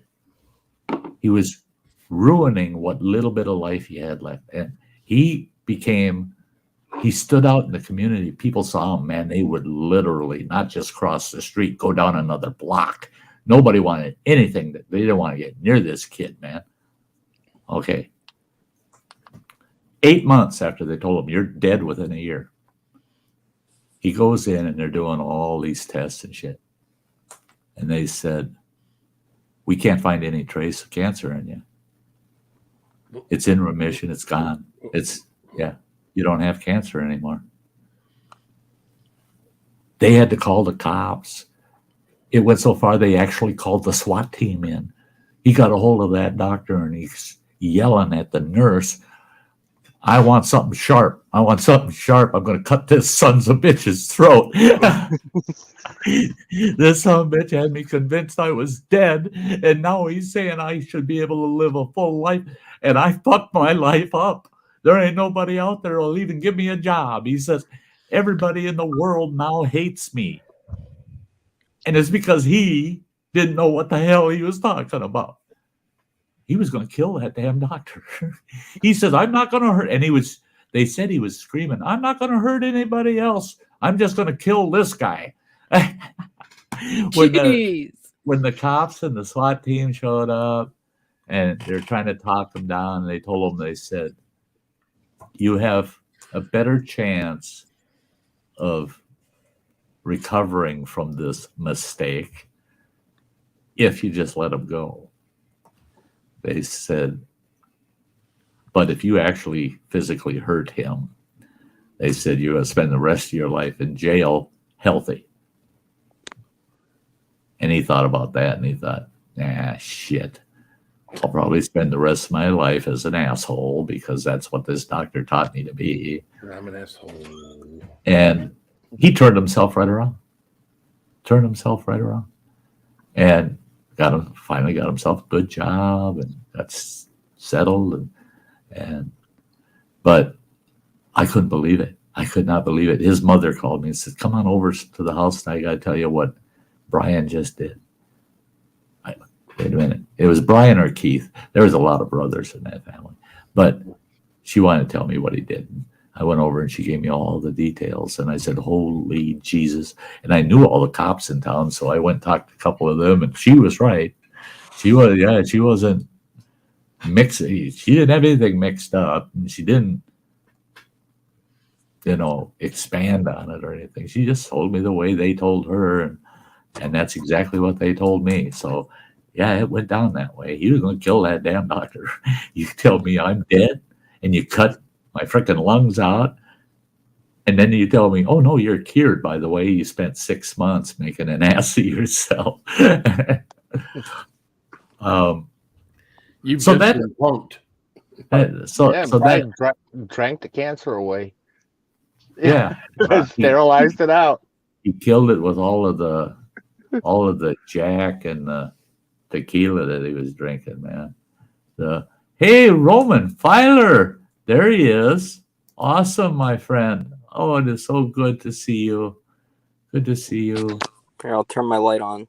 Hi, Roman. So Roman at least knows it's you. Ow. Thing hurt.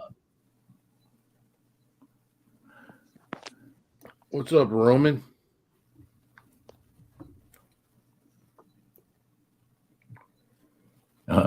Yeah, Shiva Beef figured out which button she pushed that was wrong. There you go.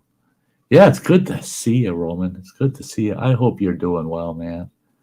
I sure do.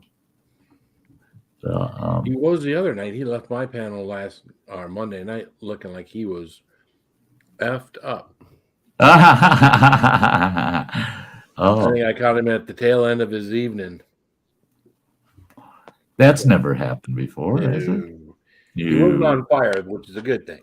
So that's a good thing. I tell you what, that night, oh God, I never laughed so freaking hard when he caught the tie of his robe on fire. It looked like he had his dick on fire, and he's just standing there and it's burning away, and we're yelling at him, "You're on fire, man! You're on fire!" And he just calmly, pat. Sam's like, "Stop, drop, and roll. Stop, drop, and roll." The Roman says, "I hope you're all at least as well as I am." Yeah, that's cool. I'm as well as I feel in the moment. That's the way I see it. That's the way I'm going to see it now the rest of my life. How well am I? What's going on in the moment, Yep. And right now, I'm very well. The moment is great. I only got another, what do I got? Another 20 minutes or so. And I'm going to have to wrap it up because I have to eat. I only have 1 hour that I can eat after I shut the stream down. Otherwise, I go without food again until, Jesus. That'll be 2 yogurts in over 48 hours. So I don't want to do that. I don't want to lose the ground I've gained. I gained 16 pounds. And then this last week, there were things that caused me not to be able to eat a few times.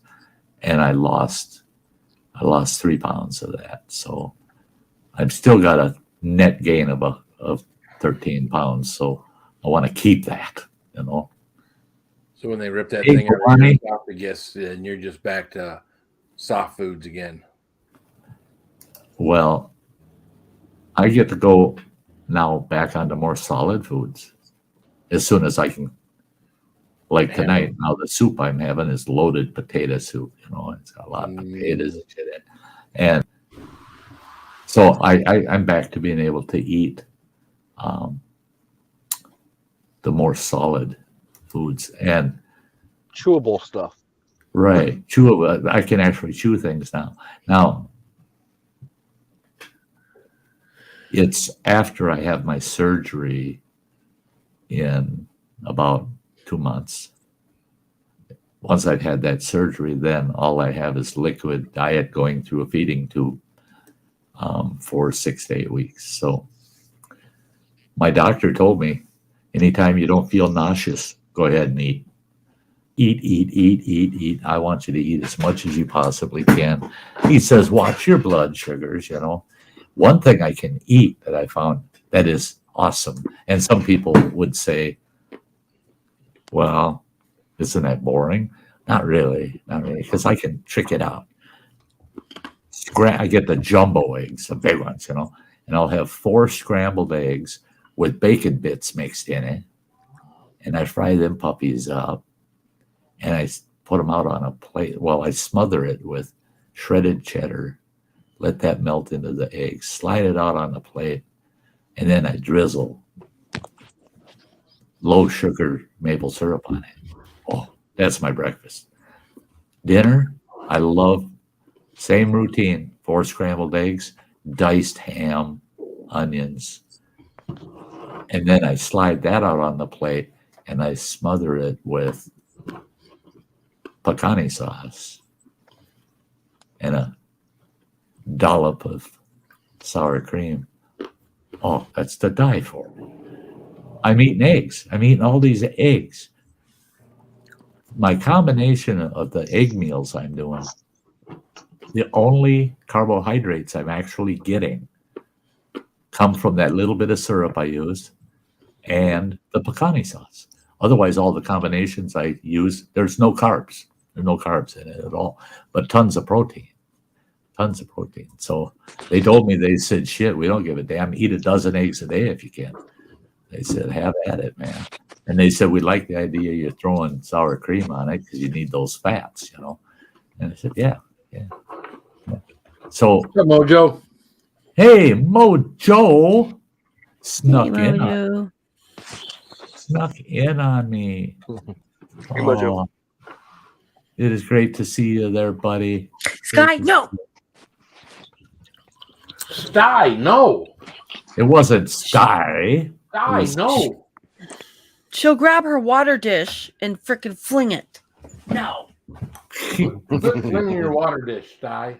You are a poop. You don't need no more. I can't help it. I can't help it. I fling my dishes all the time. Roman. Enough. No more water. Check that out, guys. Roman, that is sweet of you, man. You don't have to do that, man. Let's not mention the price of bacon. Yeah. You know what I found is Hormel makes the real bacon bits, They're just this little bacon bits in a package. And I checked it out. The ounces compared to buying a pound of bacon, frying it up, crumbling it up, it's the same. But that packet is $3.84. I can't get a goddamn pound of bacon for that. So I buy those little bags of bacon bits, real bacon bits. The minute you open it, it says refrigerate immediately because it's real bacon,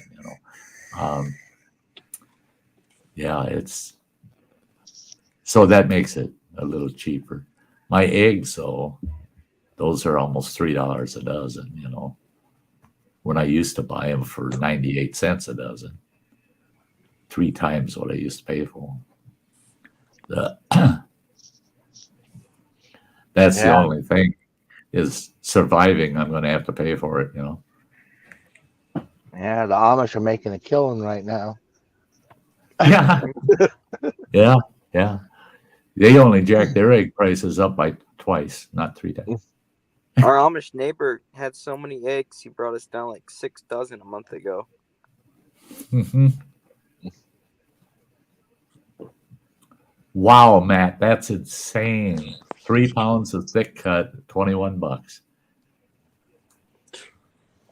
That's $7 a pound, man. That's nuts.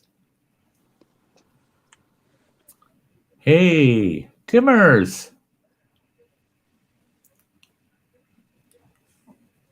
Yeah, you get a little bit of campfire time yet tonight before we shut her down? Yeah. Yeah, our gas here, the cheapest I saw yesterday was $3.79. And people are like, oh, thank God, it's down to $3.79. I heard 3-4 people say that. And I looked at them, I go, are you bloody stupid? Are you bloody stupid? If it went down to $2.79, I'd say, I feel a little better. Not a hell of a lot, but I feel a little better. But $3.79 don't mean shit. I mean, That's still $4 a gallon. I mean, yeah, still twice of what it was. Yeah, $4.30 here. 4.30. Yeah. That's what pissed me off, though, is here in the town I live in, it was $3.89. We drove to Duluth yesterday, and it was $3.79. Why is it 10 cents cheaper up there than down here? Because actually, the truck routes, they're no closer to the refineries and distribution centers than we are. So it's not like, oh, they're closer, so their gas transportation costs are lower. No, that's bullshit. I used to haul black oil for a while, and I hauled it out of the same refineries they're getting the gas from. It's the same distance. No. It's because of volume. Up there in a city that's got close to 200,000 people, they can have it at $3.79 and they're still making a killing. Here in our little town of 10,000, oh no, it's gotta be $3.89 or higher. You know, we're not gonna make it on volume. We gotta get it on per gallon. You know,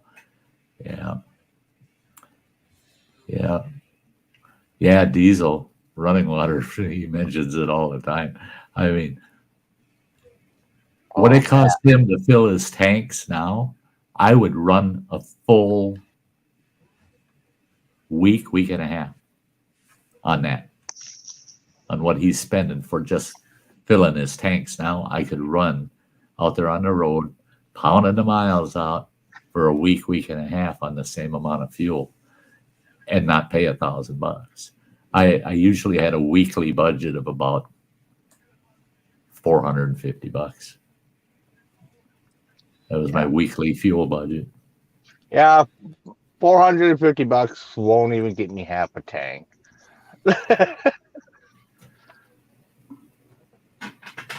You know, because this place I'm parked at, I had filled up here this morning, you know, and I made round trip through North Carolina, and now I'm back here for the night, and I paid, I remember, I think it was $5.48 a gallon. That's insane. That's insane. Considering, $5.48 a gallon for diesel. Yeah. Yep. And you consider that you get a hand job with that. I put in 160 gallons in. You know, that adds up pretty quick. Well, when you pull in and put fuel in at that price, you don't bend over and look under your truck. You don't bend over to do nothing. You drop something on the ground, leave it there. You don't want to bend over because they're going to give it to you. Is that diesel any different than the diesel we get at a normal gas station? No. They just charge you an extra $1.50 a gallon because they have a place for you to sleep and oh my God. And they're making money on all that shit too. But see, that's the way truck stops work in general, Phil. You know, put it in perspective. Okay, you know, I got this 8-piece chicken from Popeyes. Okay. You go anywhere, you're looking about $16 to $18 for that meal. And here it's $35 for me to get this meal. Wow. Yeah. Wow. Yeah, I got the receipt. $35. That's some bullshit. That's one thing. When I bought my daughter her dinner yesterday at this Chinese restaurant here in town, she said, well, it came to $19. And I said, I gave her $40 to go in and pick up her food. She said, well, here's $20.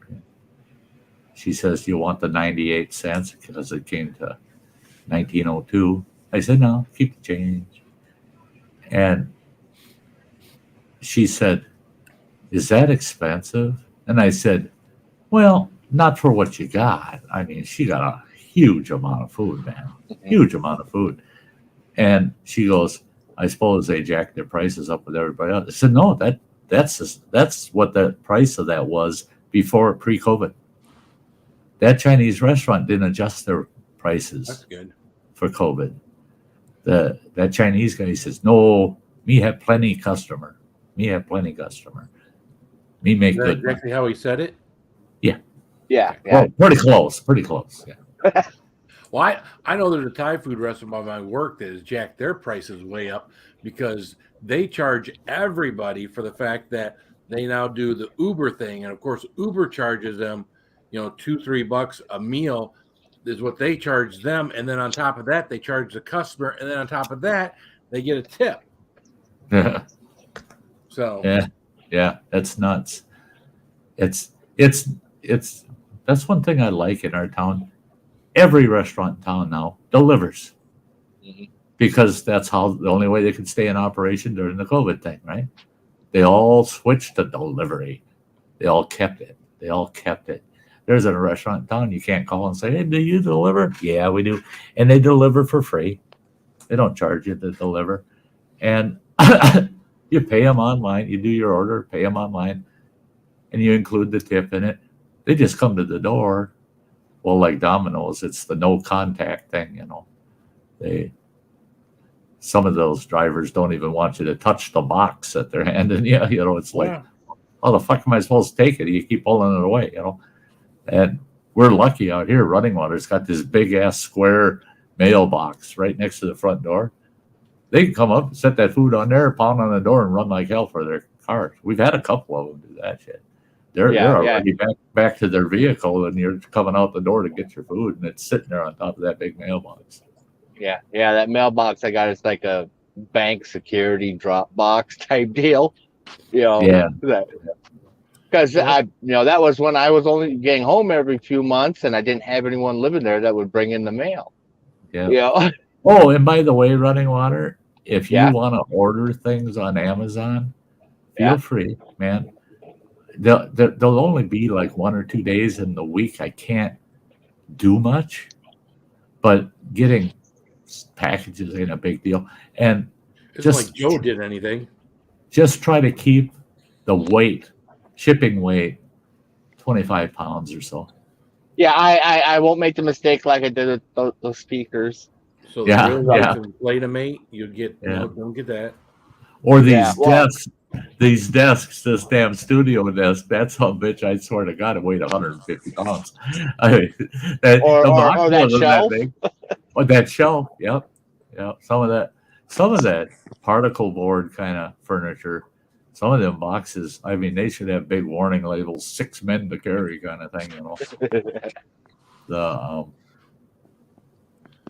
Have a good night, Freeman. Yeah, Phil, I had... Good night, Freeman. I saw these speakers, they're just like speakers. And had like a little amp. This is funny, guys. It came with like an amp and stuff with it, a little amp. Little speakers. Yeah. Well, and looking at the picture, because I'm used to, you look online, and it's like, you're going to get this pack of cigarettes. They're going to have like a 2-year-old holding it, so it looks much bigger. Yeah. They must have had like a 3-foot tall gal standing next to these speakers in the ad, because I thought, that they were like small little like desk type speakers, like a 6-inch sub maybe. Yeah. No, they're like 12-inch subs. So this big PA tripod like stage unit. Damn box weighs about 90 pounds. And his brother shit a cow when those got here. He actually called me and said, "You wouldn't believe what's out on the fucking porch. I can hardly drag that box. That stupid brother of mine, that son of a bitch, he can haul that shit himself. I'll leave that sucker out on the porch until he gets off the road." I said, "Get your lazy butt out there and drag it now." So, well, then I found out how heavy that box was, and I thought, oh, okay. He said, "Why the hell's he buying that kind of heavy shit and expecting me to get it in the damn house?" I said, "I don't think he expected it to be that big and heavy, Not for the price I paid for it. The price matched the smaller speaker set. That's the wrong thing. I don't know, but I thought I'd set them up on each side of the bed, Oh yeah. You don't have to have a vibrating bed that way. Oh no, I'll set Spotify to like thunderstorms. Yeah. Ocean waves. Mr. Fulton, you have a good time doing that with bourbon. There you go. The yeah, Roman Filer. That's what she said. Gotta get one of those in every night. There you go. That's what she said.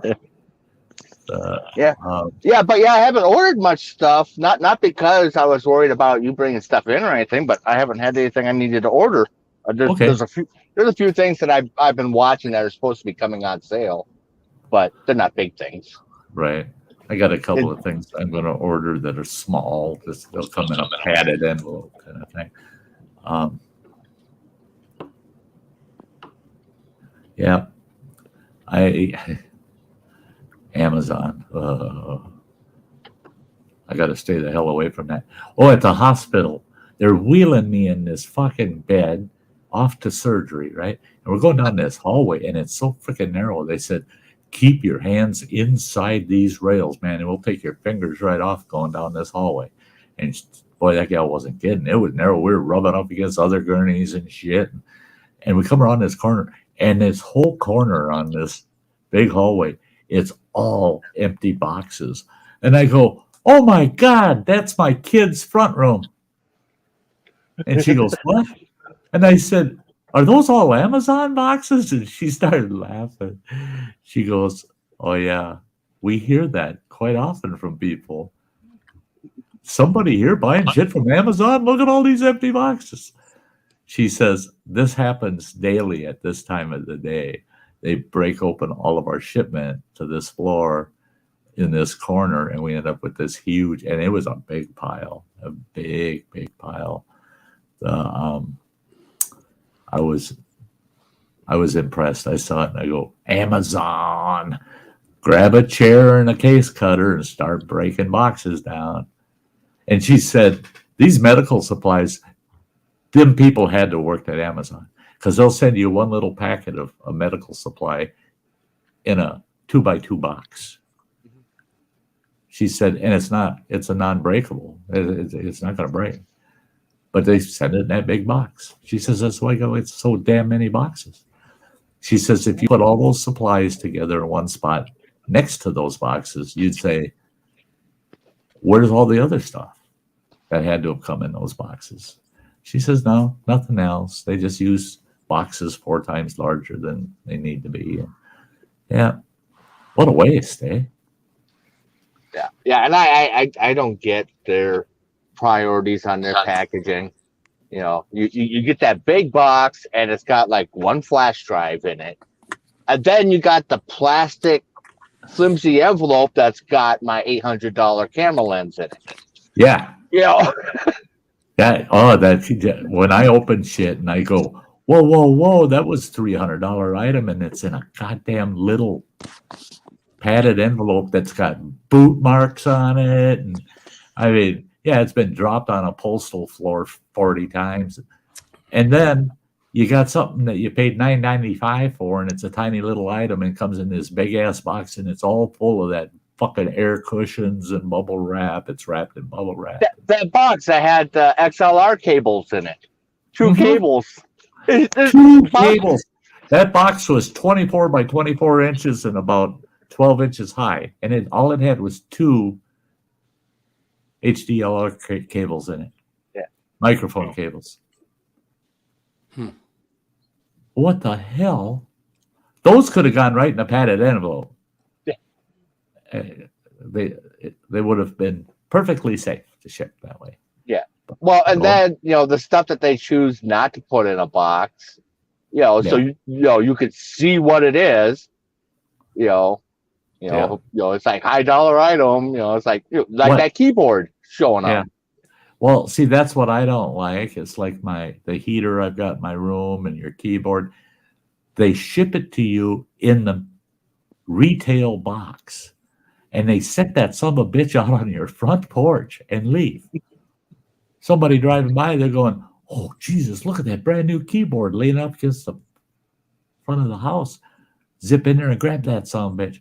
I mean, don't ship it to me in the retail box that tells you what it is. Oh my God. Yeah, those bacon bits are pretty good there, Sheba B. Yeah. Hey, you have a good night, Justin. We're going to wrap it up, guys. We're at the top of the hour. Old Sty's got to get something to eat. It's been a blast, guys. Thank you. Yeah, definitely helps Sty get through the week doing this, And I shall see you all Sunday evening at 7 p.m. Sty Story Sunday. Yep. We shall be moving ahead, going on. And I want to thank you, Phil, for being here. You're so dependable. Nick, quiet Nick tonight. That chicken liquor. Yeah. More of a turkey liquor, but anyway. Yeah. In case you're not aware, Nick, when I'm done, I gotta go because I only have 1 hour that I'm allowed to eat. Yeah, no. Because I thought, when you came in, you may not have heard that. And Running Water, my buddy, my pal, my son, thanks for being here tonight, man. Thanks for being there for me all the times you have. And Samantha, sweetheart, love you, girl. Just love you. Love you too, buddy. So to all of you, I want you to have a good next few days, and I hope to see you all on Sunday, and we'll just keep on trudging on. We're going to endeavor to persevere. That's the way it's going to be from this point forward. So see y'all soon. Love you. Bye-bye. Adios.